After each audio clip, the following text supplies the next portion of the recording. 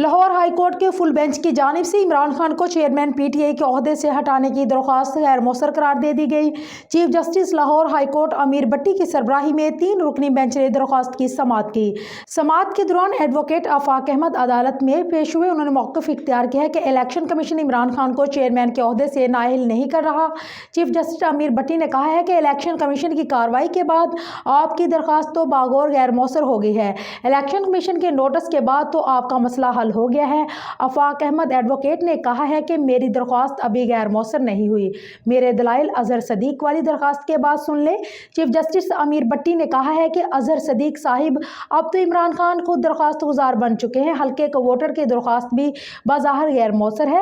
اظہر صدیق نے کہا ہے کہ میں تسلیم کرتا ہوں کہ عمران خان کی درخواست سنگل بینچ میں چل رہی ہے۔ عمران خان کی ممنوعہ فنڈنگ میں نااہلی کے خلاف حلقے کے ووٹر نے درخواست واپس لے لی۔